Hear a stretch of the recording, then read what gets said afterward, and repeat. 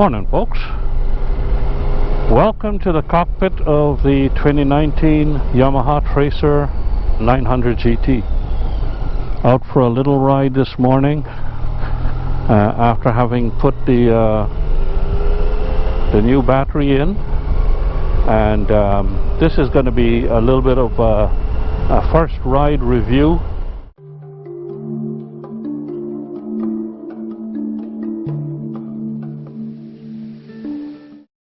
I've had this bike for, today is going to be 1 week now, and so I just thought I'd share some thoughts with you as to first impressions or impressions so far, and let you know what I think.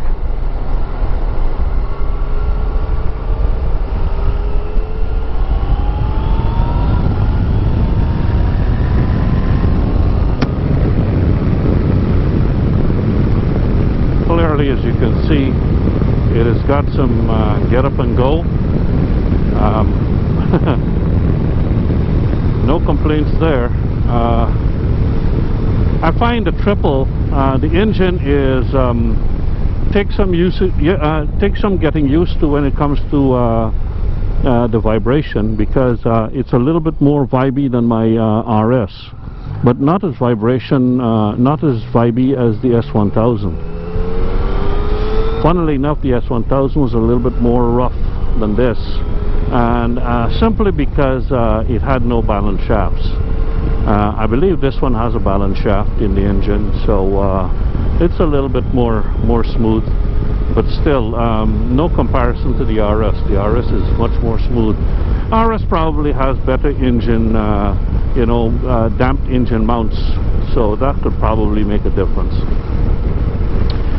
From the reviews that I've seen so far, they talk about vibration at higher revs, like 5,000 RPMs and stuff like that, especially cruising down the highway, but I'd have to experience that myself. I have been on the highway so far while riding this, and just test riding it, so it's just a short bit on the highway, not a heck of a lot, so I can't really comment too much on that.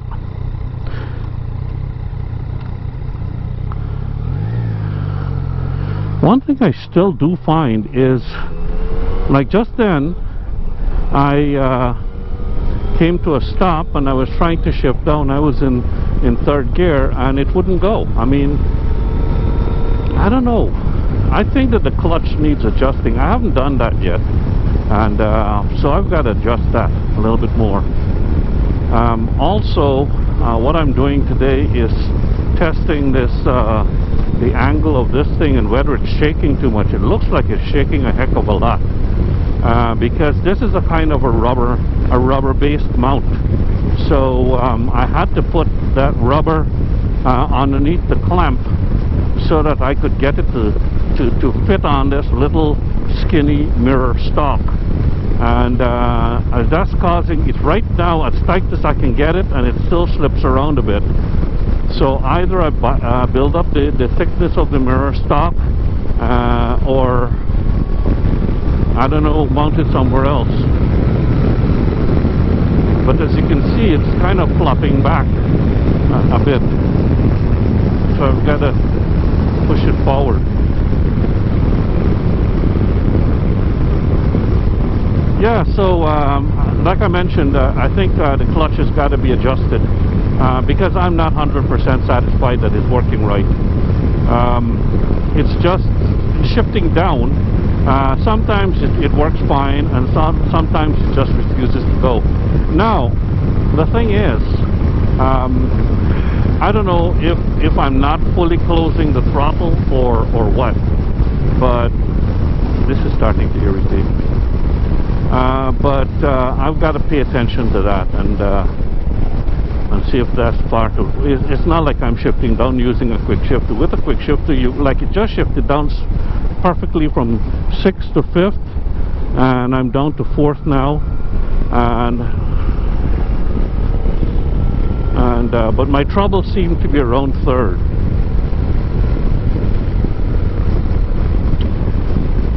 Riding position is fine.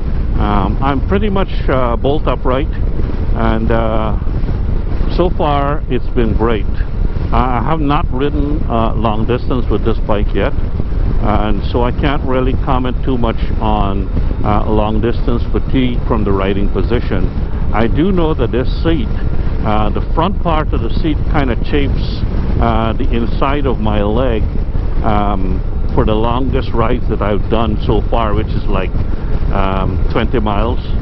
So the seat might be a question that I have to resolve. The windscreen, that's a universal complaint, but you got to understand, with motorcycle windscreens, everybody will complain about a motorcycle windscreen at some point, because we all have different torso lengths. So you know, the windscreen is going to be perfect for only a very small number of people who are maybe shorter or whatever, and not so much for the rest of the people. So you've got to play around with windscreens on a motorcycle anyway. And this one, I find, for commuting and so on, it's okay for my height. I'm 5'8", and I've got a 30-inch inseam, and I think I've got a regular size torso. Why is this person going so slowly? They're on their phone, I think. Anyway, yeah. So it works okay for me for commuting, and this is a large part of what this bike is going to be doing. But I've got it right now in the lower position, because that's the closest I can get to a naked experience. And as you know, the S1000 had no windscreen, or if I use my aftermarket windscreens, they were kind of short.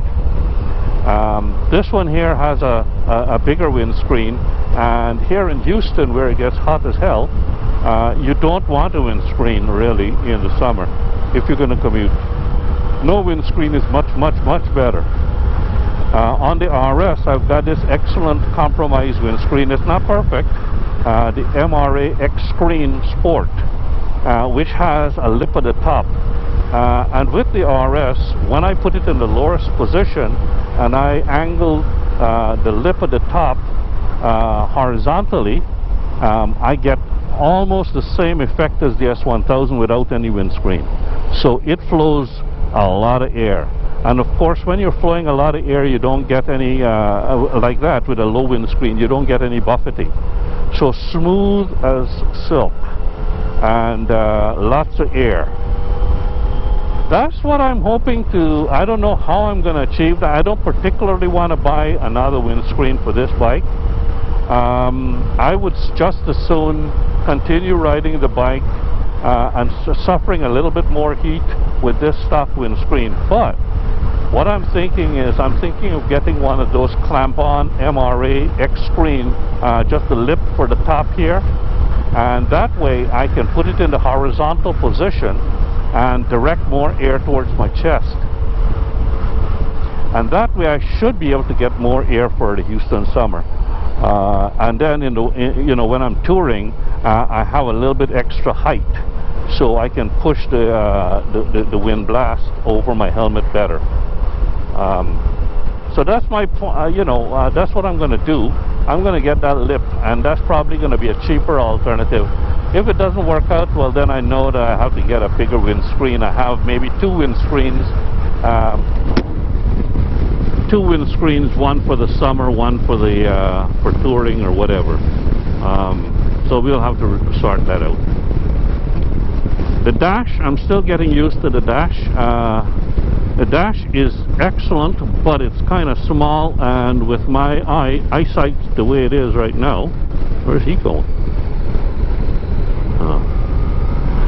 With my eyesight the way it is right now, it's some things are a little bit challenging to read right off the bat from a glance, but I mean, I can still read it. Smallest font right now is the time. The time is in the upper right hand corner of that little white display that you're seeing there now. And the clock, I just noticed the clock is off, so I've got to set the clock.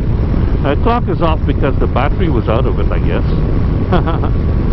But I can still see the time. It says 4:57, and it's certainly not that now. It's just about 9 o'clock here in Houston. according to this, the temperature is 86 degrees, and I know that well, actually the temperature at home when I left was something like 78 at my house, so I don't know if this this temperature on the dash is lying or what.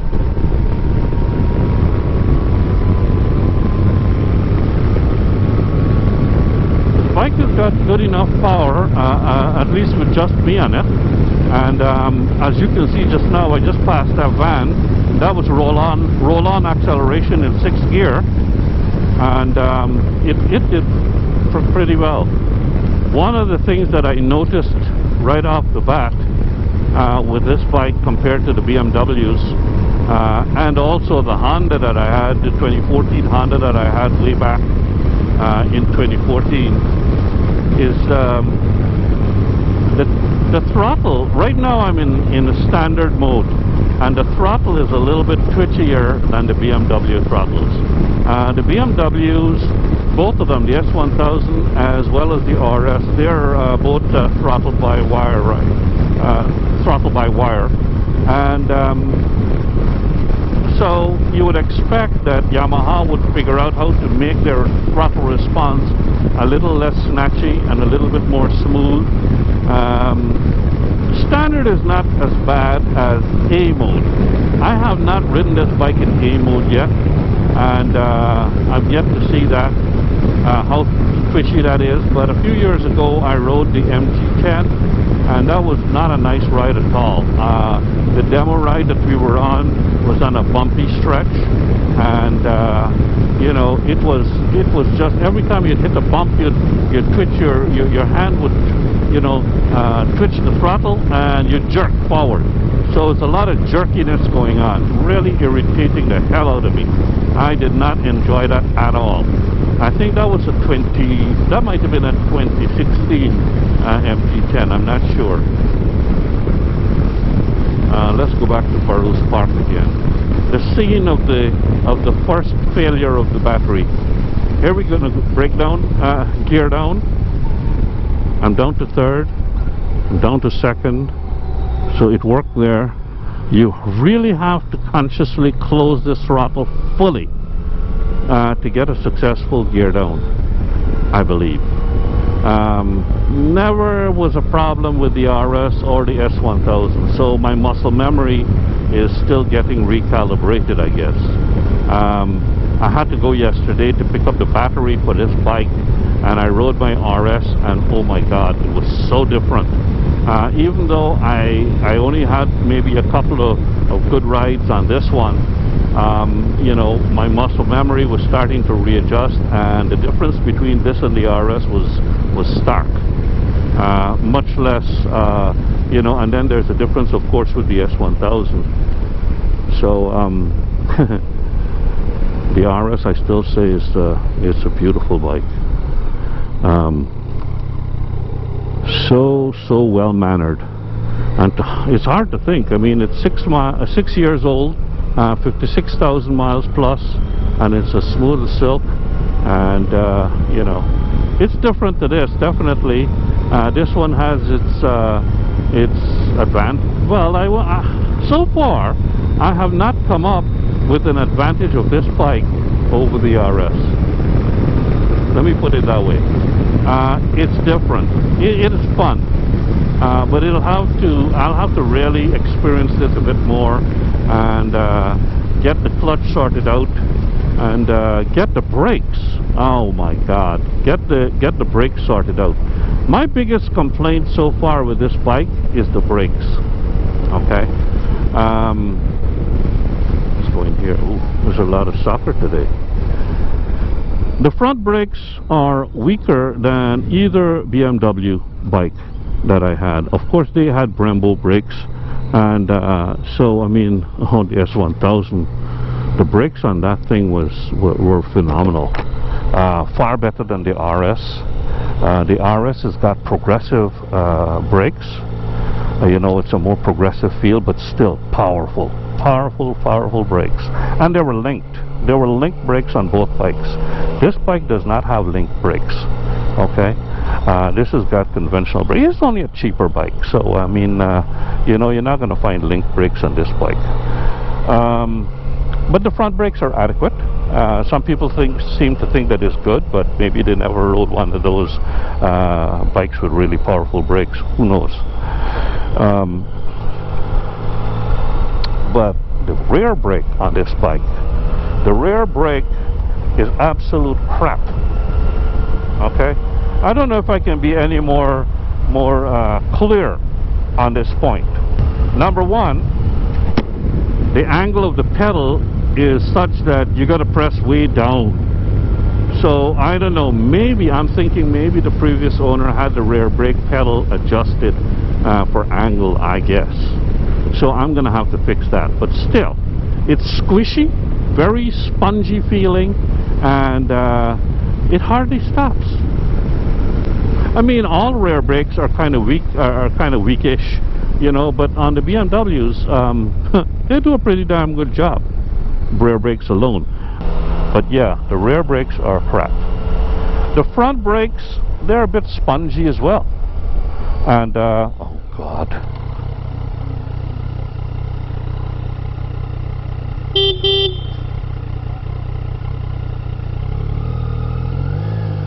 What is wrong with these people?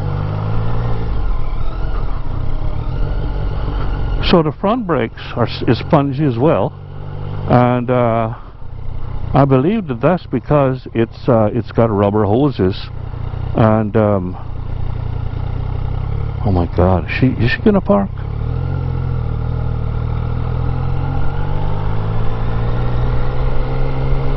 Shoosh. Yeah, it's got rubber hoses, so probably that's why it's kind of spongier than what I'm accustomed to, because both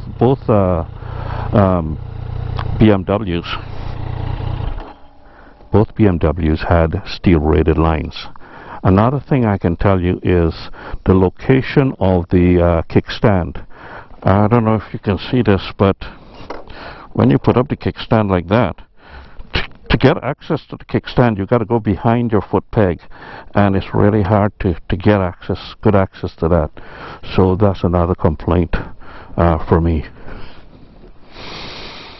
But other than that, I mean, it's good. It's you know, $14,000 bike. Of course, it comes with 2 panniers. I don't have the panniers on right now, and but it comes with 2 good panniers, if a little small. I think that the pannier mounting system is worth mentioning. It's a brilliant system, and I wish the BMW had come up with something like this for the RS anyway. I think the GS has got something similar, but I don't know whether most people use it. But on this bike, you hook the panniers onto that, and then you brace the pannier on this thing here. You know, there's a little clip that fits over that, and that makes it nice and firm, and it works perfectly. The bike itself is competent. It's quite good. I have not tried adjusting the suspension yet, so I'm not going to comment on that at all. I'm not going to complain or anything about it. It seems fine to me right now, and we'll sort that out later on, especially after I put on things like crash bars and stuff. So let me switch over, take this helmet off, and get back to you.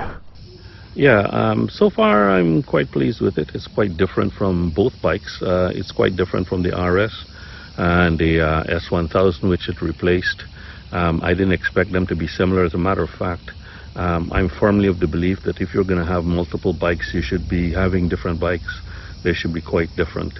And this fits the bill. Now, moving away from the BMW line, the switchgear is all different. The switchgear was very, very similar between the RS and the S1000. Essentially the same, except that the S1000 did not have the jog wheel that the RS does, which is a brilliant piece of gear. And this bike has got completely different, you know, controls, as you would expect, being a different manufacturer. It does have a little menu wheel that you use to scroll through the various settings on the dash. And that's okay. I mean, you know, it's different. I'm not gonna complain too much about it yet. What I don't like, though, in terms of the switchgear, is the position and the operation of the turn signal button. you've got to push it all the way over one way or the other to indicate left or right. And it's pretty darn close to the cruise control controls. So you got to kind of get used to that. And I got used to it on this bike over the couple of times that I rode. So much so that when I went and I rode the RS yesterday, I couldn't find the turn indicator on that bike. So it kind of messed me up. But yeah, there is no need for such a long throw on the Yamaha controls. So that's something that Yamaha might want to fix. Again, another thing that I don't particularly like with the Yamaha controls, but this is only because I've been spoiled by BMW controls, is the cruise control. Every time you switch the bike off, the cruise control button resets and the cruise control is switched off. So if you want to use cruise control, you got to turn on cruise control first and then set your speed. With the BMW, it's a mechanical arrangement whereby the cruise control, you can leave it on all the time by keeping the main switch slid over to the right. And then when you reach the speed that you want, you just hit set and it's set. So mine is never turned off by sliding that main button over to the left. So much prefer the BMW approach. When it comes to the tires, the Dunlop I think it's Dunlop D222s. They're an old defunct tire that nobody sells in the stores anymore. I think you probably only get those tires in, from the factory with these bikes.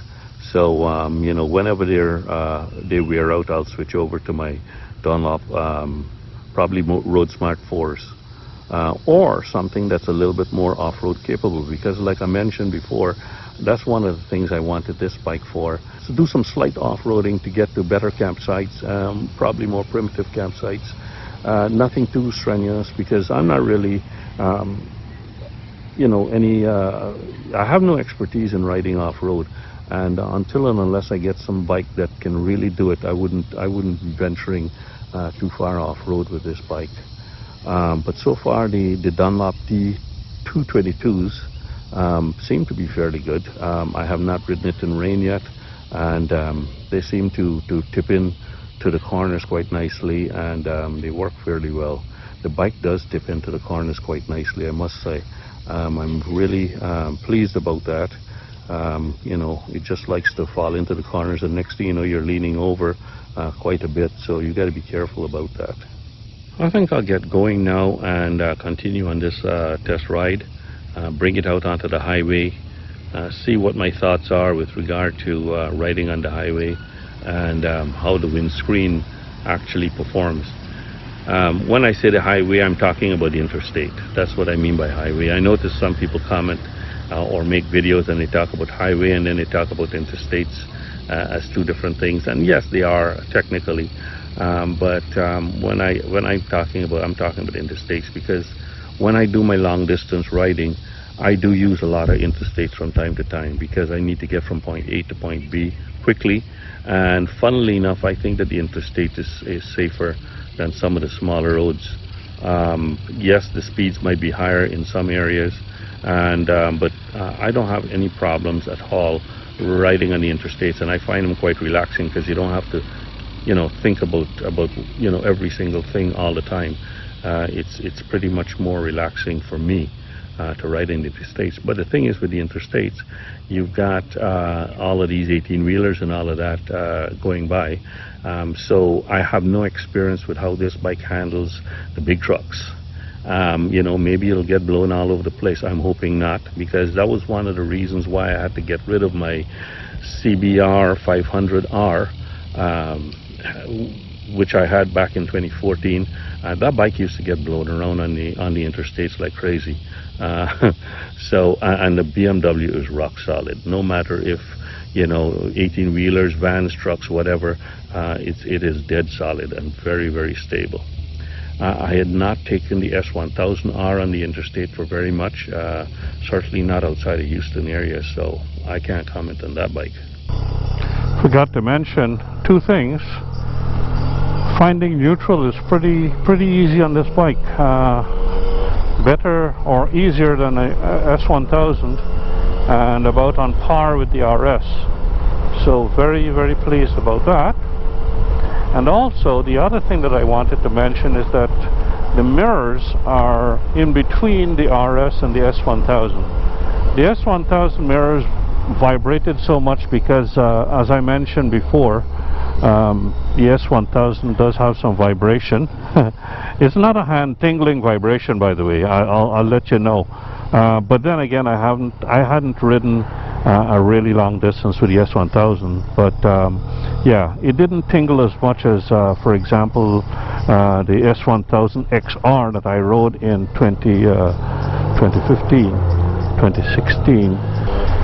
Yeah, so this one, the mirrors are quite usable, much more visible at any speeds that I've ridden so far than the S1000, but not as steady as the mirrors on the RS.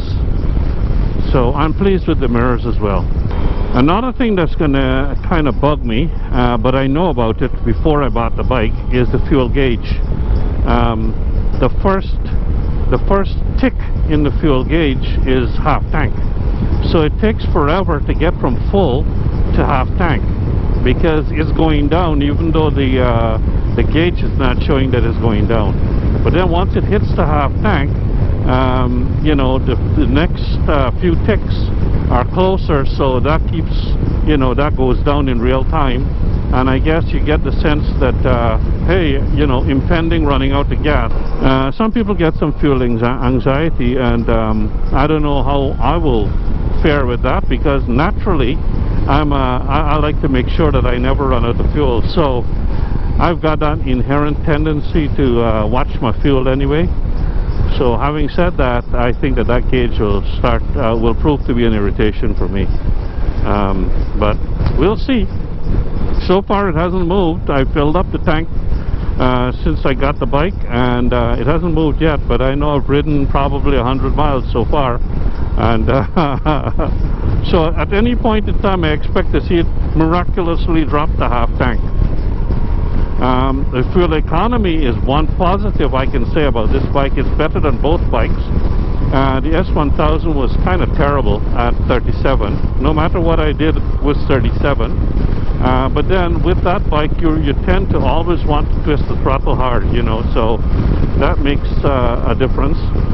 The RS seems to be stuck on 44, and that's with the Remus exhaust as well as the K&N filter.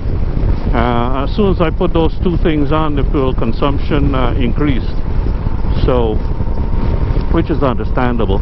But this bike right now, it's showing me the trip fuel consumption. Oh no, that's miles. It's been showing me like 50 something miles per gallon. So I can't complain about that at all. Whether it stays there all the time, I don't know.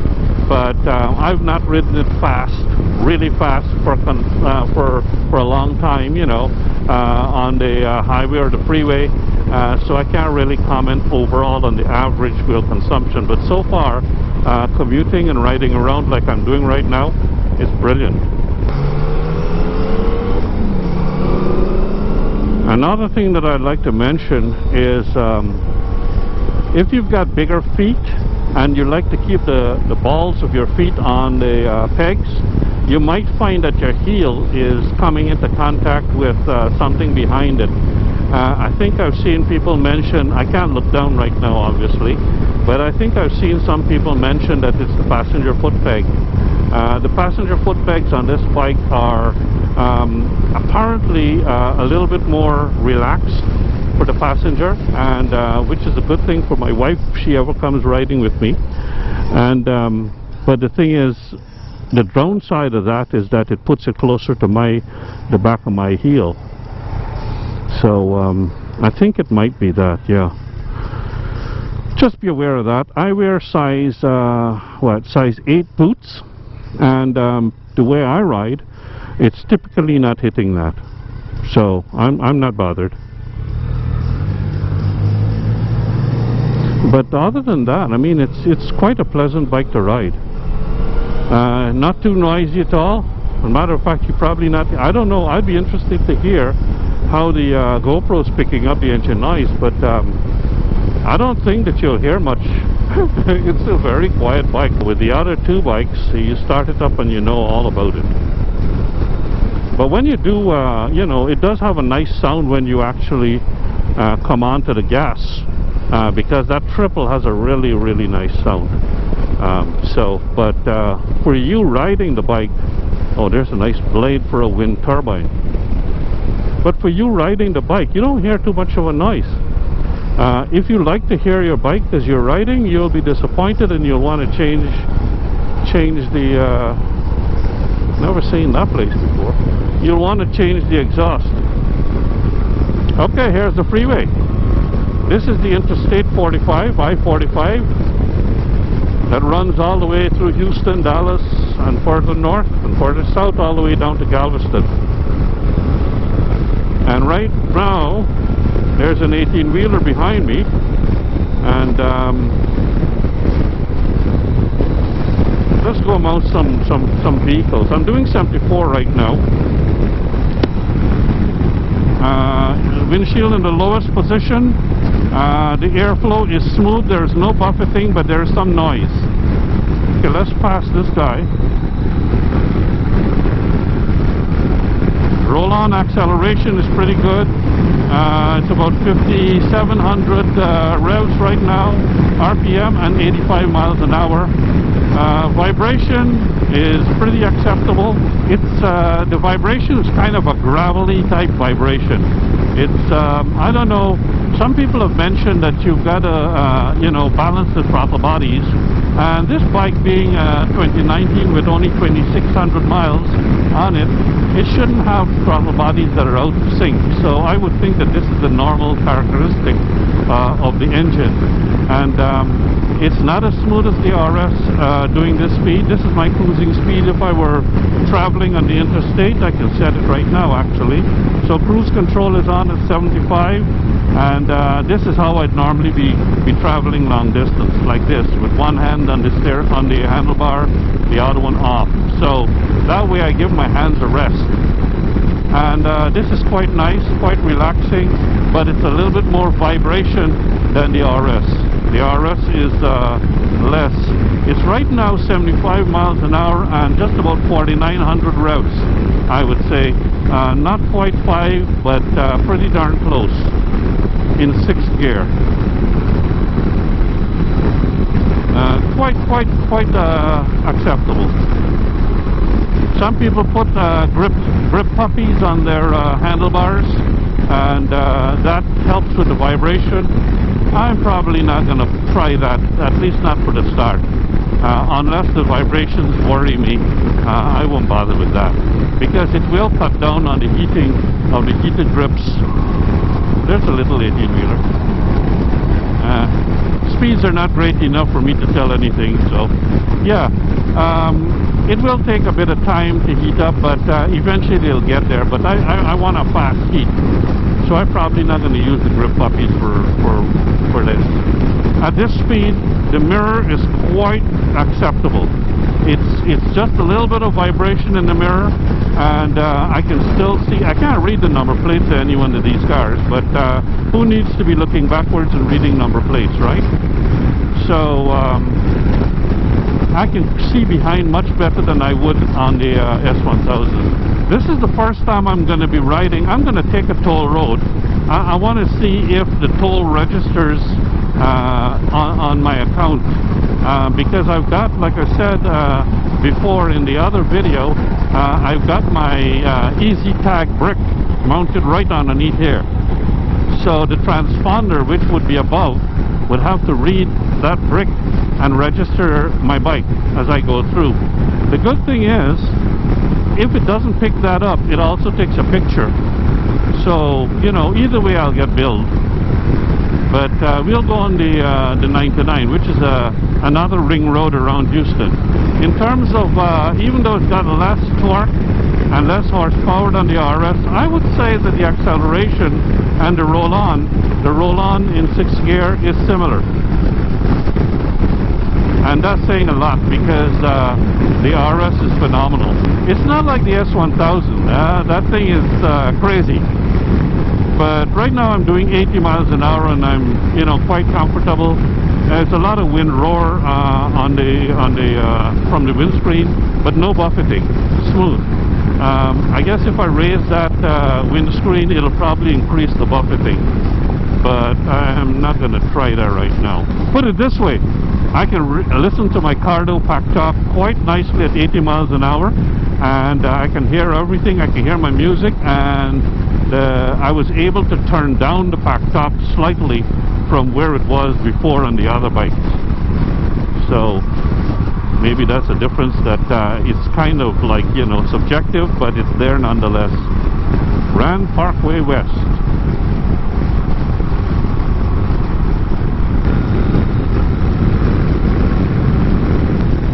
Yeah, so far this test ride has been very pleasant, and everything seems to be working well, except for this camera. So once I got that sorted out, I'm pretty much good to go on a long trip. Like I said, she loves to lean over, I tell you, and it's just smooth, and you know, the tires handle it well, and very, very pleasant that way.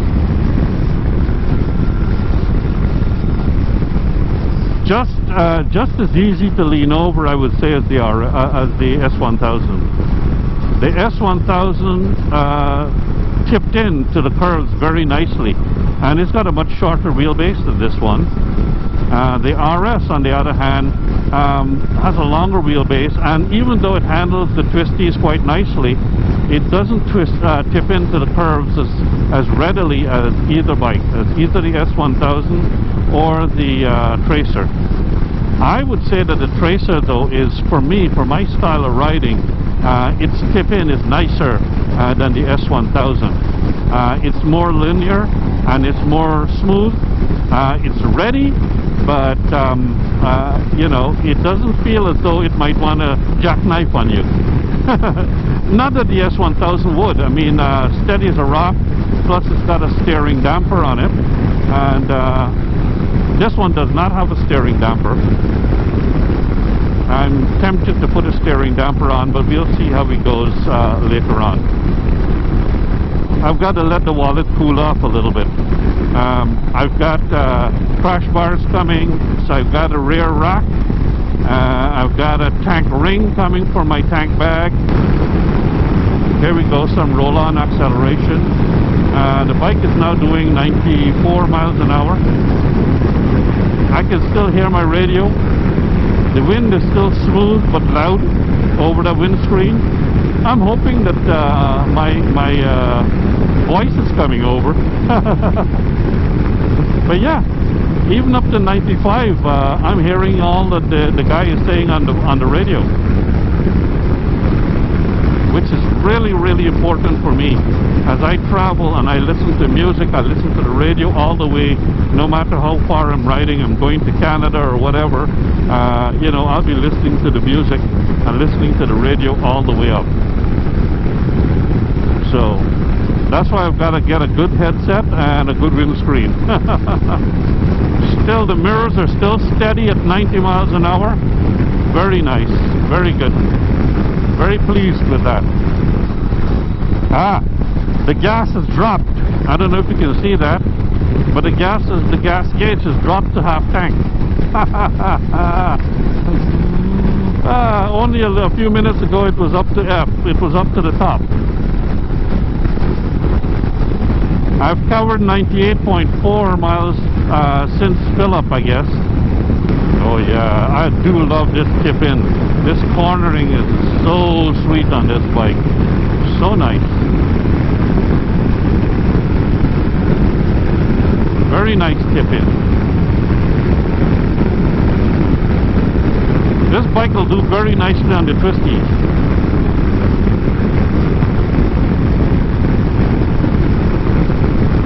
The handling coupled with the engine makes a very nice combination. The thing is, it would be nice if it had an auto blipper down. It only has a quick shifter up. It would be nice if it had an auto blipper down, and it would be perfect in the twisties.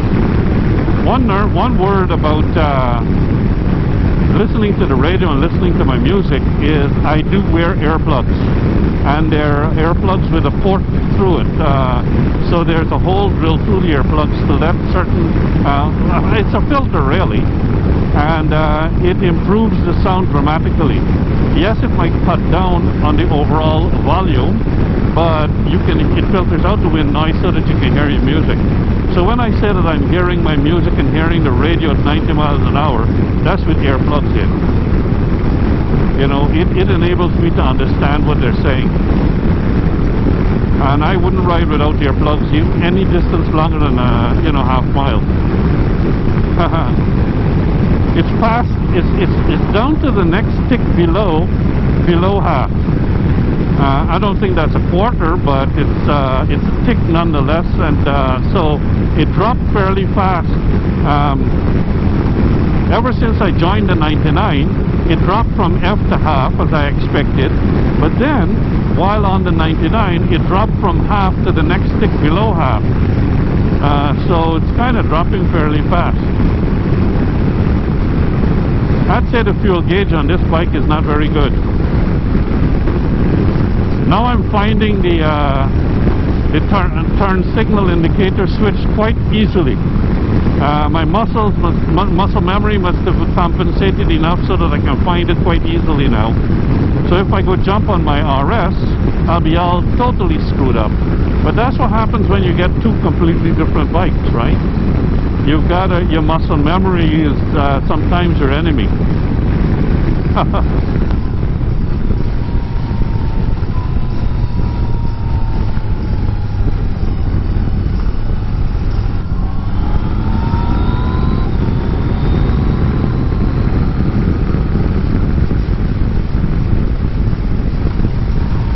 Anyway, I'm going to wrap this up now. I think I've got enough footage. We talked about driving around, the initial impressions. We talked about, you know, riding on the highway, and my initial thoughts on the comparison with the two bikes that I had just before this one. And hopefully that's a little bit informative for you. And hey, you can see the gas gauge right now. Yeah, 104.2 miles, trip one. I need to rotate that a little, one more click to get the fuel economy, and that little wheel is not in the best position to do it while riding and talking to you. Let's do it now. I'm back to trip two. I need to roll it over one more. I rolled it with my left hand, 51.6 miles per gallon. Not bad, eh? Much better than the RS, which is more fuel efficient than the S1000 was. Anyway, like I said, I'll wrap this up here, so see you in the next video. Take care, stay safe, keep the shiny side up. Talk to you later.